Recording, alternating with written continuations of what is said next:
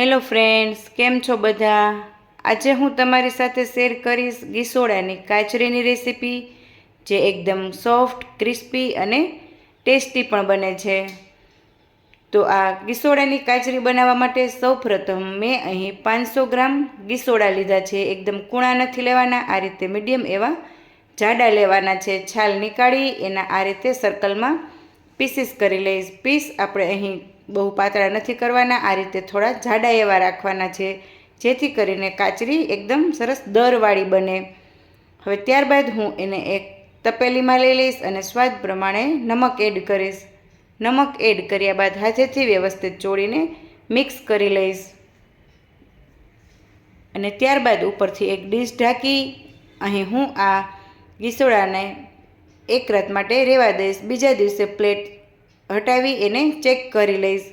તમે જોઈ શકો છો ગીસોડાની કાચરી સરસ પલળી ગઈ છે અને નમકનું જે પાણી થયું હોય હવે એને આપણે નીકાળી લેવાનું છે.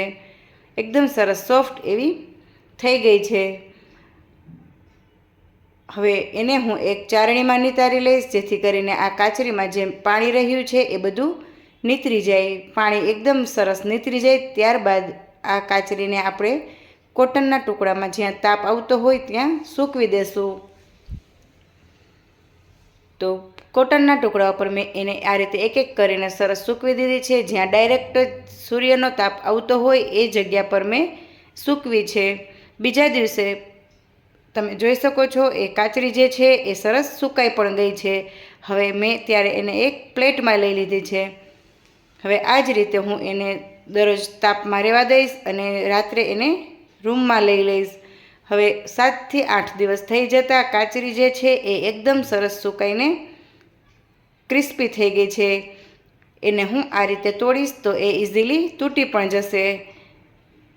તો હવે આ રીતે અહીં આપણે કાચરીને સૂકવી લીધી છે વ્યવસ્થિત, અને હવે એને આપણે કઈ રીતે તળવી એ પણ હું તમારી સાથે શેર કરીશ. એકદમ સરસ 2 પીસમાં તૂટી જાય એટલી કડક કાચરી સુકાઈને તૈયાર થઈ ગઈ છે. તેલ પણ સરસ ગરમ થઈ ગયું છે. ત્યારે હવે હું કાચરી તળી લઈશ.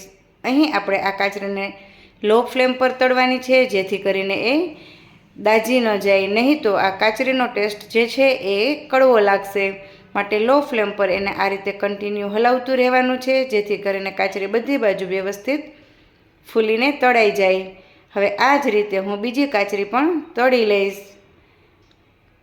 તો અહીં આપણી આ ગીસોડાની કાચરી બની અને સુકવાઈ અને તળાઈને તૈયાર થઈ ગઈ છે. Thank you for watching.